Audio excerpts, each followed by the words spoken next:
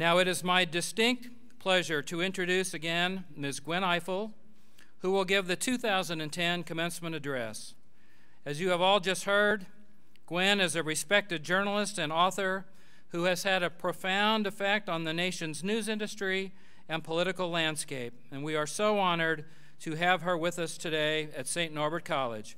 Please join me in welcoming Ms. Gwen Ifill. Gwen?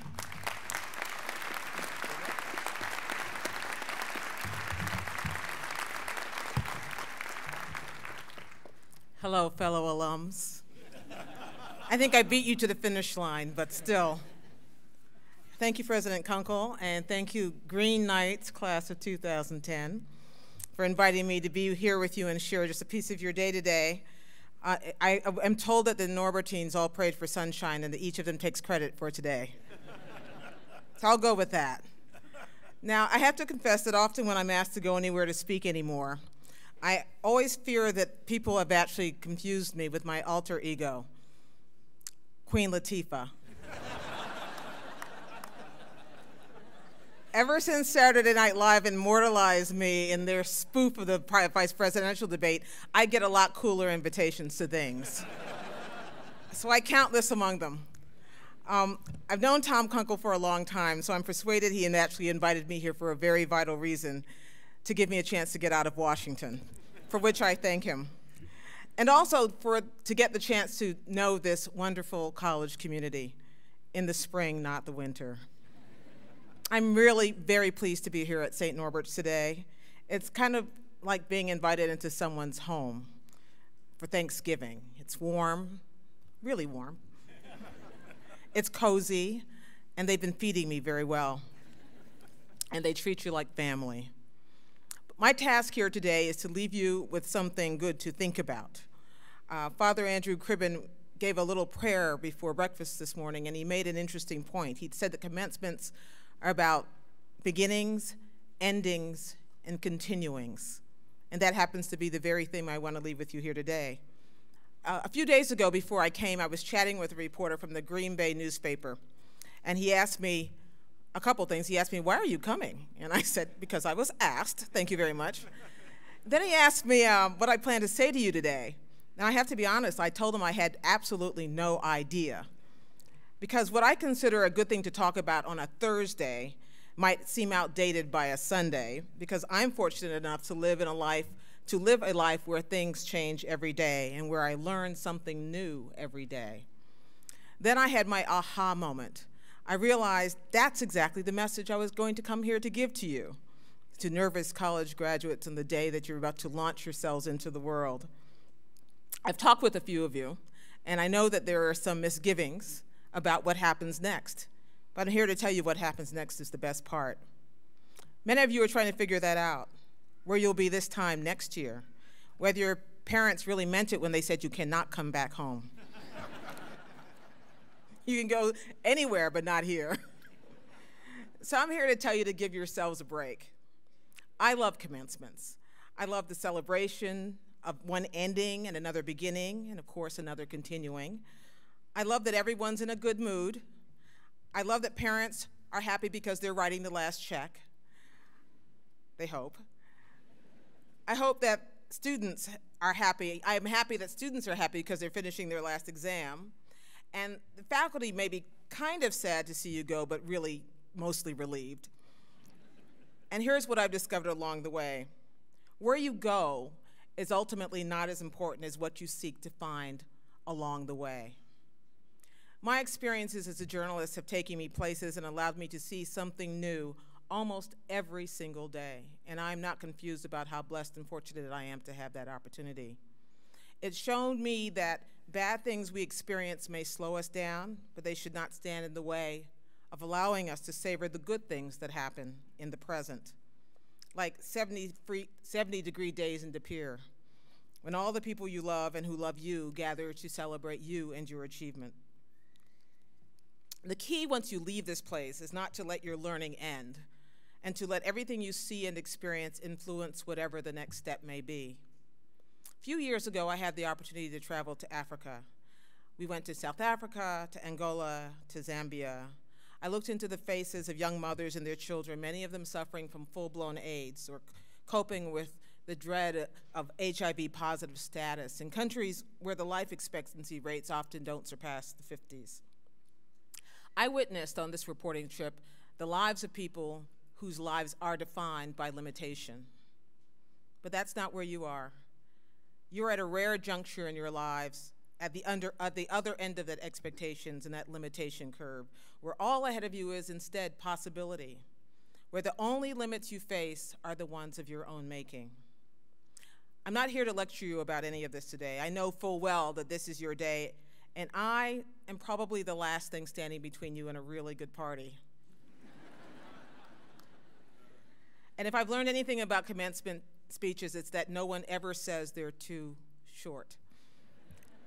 But I can't resist leaving you with a few of the tips that nobody told me when I graduated from college. It was nice, don't get me wrong. It was all uplift and reassurance. We were told we were on the cusps of great lives, all those things. But if you don't remember anything else that happens today, and I won't be offended if you don't remember me, if you, like most of us, really can't say 10 years from now who I was or what I said, just remember this. When you leave St. Norbert's, you'll be taking much more with you than a degree. Because if all you take away from here is a college education, you probably missed the point. Your experience here was only the beginning. You are now officially educated. You are officially among the elite. But you're not complete until you acknowledge that it is what is in your soul that determines your life's success.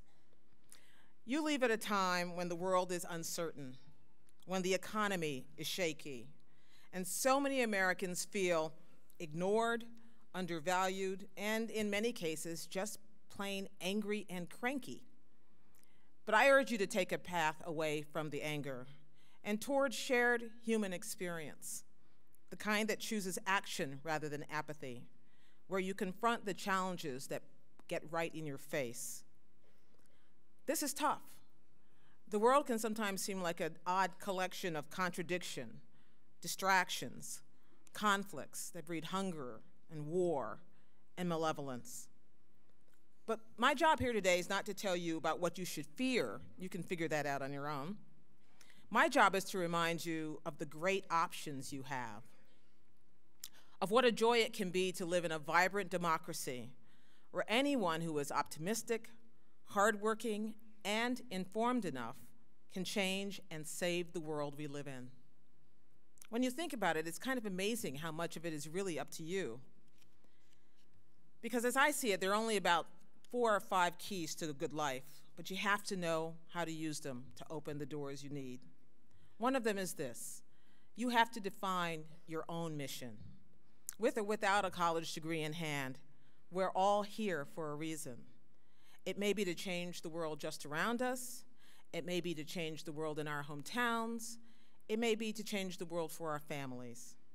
It may be to fix and explain and investigate and understand.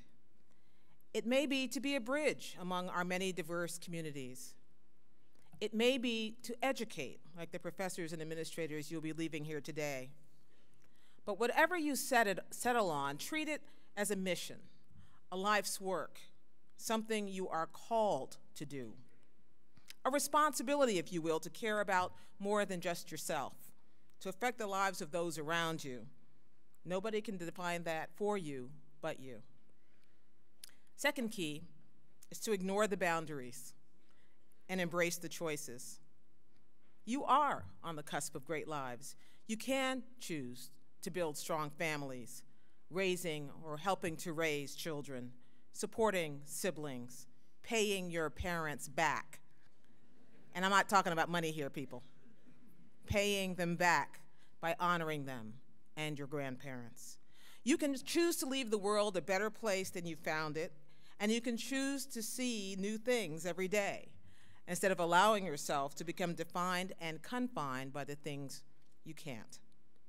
My third piece of unsolicited advice: resolve before the end of the day today to fix a flawed relationship. We all have them.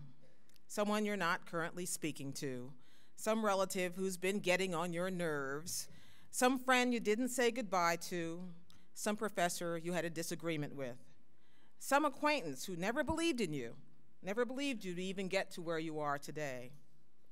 It's easy to let those resentments fester for reasons that will make no sense to you even 6 months from now. So step beyond yourself and whatever lingering resentments there may be the grown-up, make the first call, and try to fix that relationship. And number 4, resolve to cross a barrier. That barrier may be race or gender or class or education. It may be disability or achievement or expectation.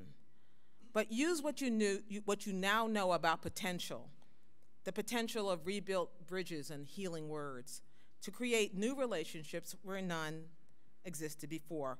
We are at an interesting crossroads as a nation. We can advance and build a stronger and more tightly knit national community, or we can retreat. I'm counting on you to be the ones who step forward and not back. That's it.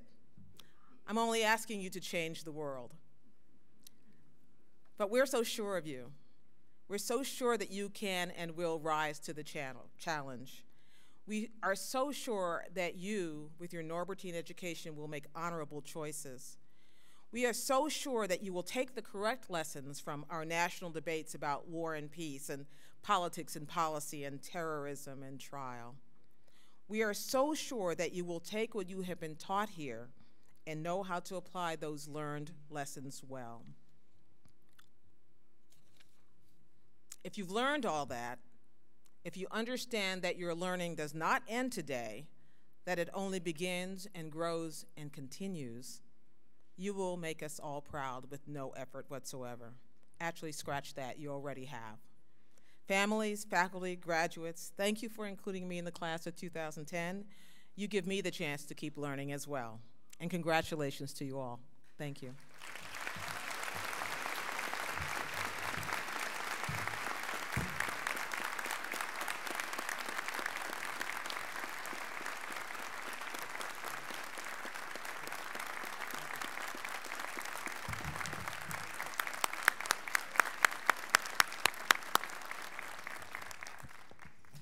Gwen, thank you so much for your wisdom and your humor, and frankly for the grace that you bring to public life in our country.